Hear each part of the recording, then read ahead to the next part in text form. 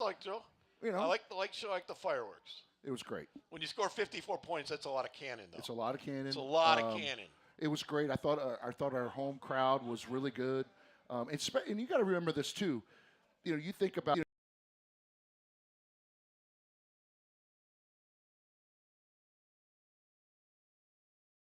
at the last minute probably to not tailgate or not come out.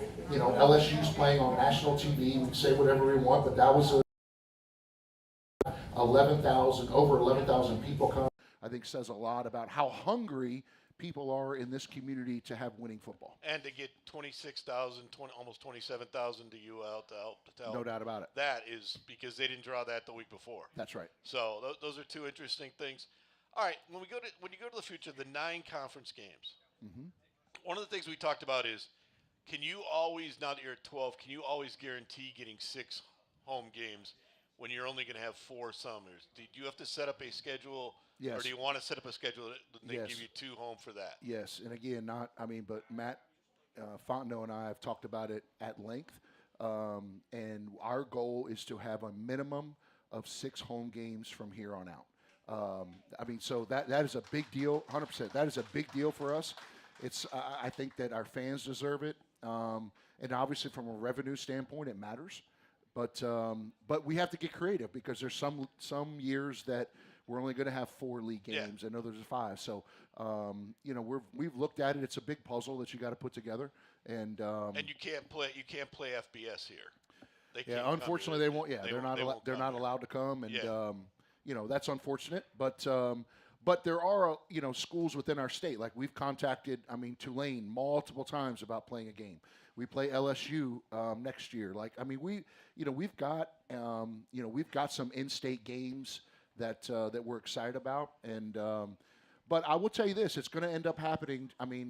I hope it doesn't, but I think it's a lot like basketball, where the Techs, the ULs, the Monroes aren't going to want to play us because you take 2.5 minutes, 3 minutes out of that game, and it could be a different outcome. That's true. It wasn't. The final score looks bad. Looks a lot worse than it was. Well, I don't want to say it looks bad, but it definitely. You're within 11 points. It's not indicative of the game. You're within a touchdown with 11 minutes left. 100%. So that it always looks bad because of the final score, because a score is 7. But right. But other than that, what did you learn over there about your program, where it is, where you want to get to when you play over there, and see how they do things, their stadium, because they're putting a lot of money into their stadium. Mm-hmm. And kind of how their setup is. How do you think you compare? Well, the coaches can, that's going to be on here later, can talk about it from that perspective. But I don't think we're very far away. From a talent standpoint, I don't. I think that they do some really good things in game day. I love the in-game, person that's running around the stadium, and there's a cam, a fan cam following them. Like, I love that. I do love the red lights. I think some of the things that they do for their sponsors, I think, is really good.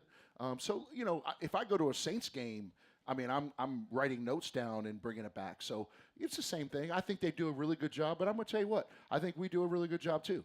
And I think that we're just getting,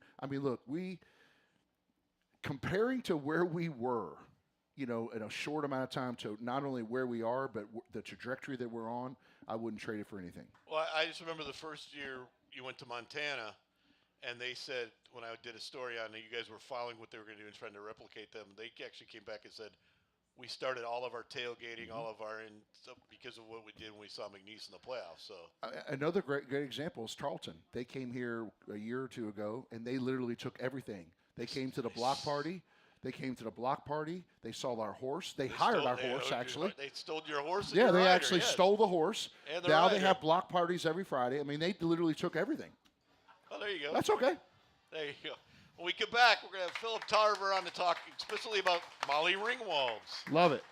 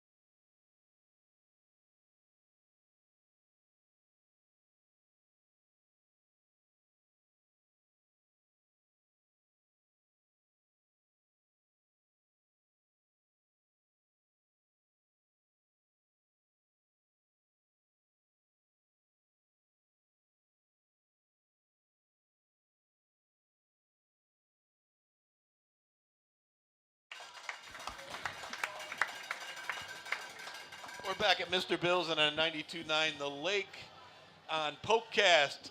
Weber State, 6 o'clock this weekend. Game 2 of the home game. 1-1 is McNeese. They've played one game down at NAI. They played one game up against FBS. This will be their first FCS test of the year, so it's an interesting game in that. Very physical Weber State team. We'll talk more about them later on in the show. Philip Tarver is our guest. We're going to talk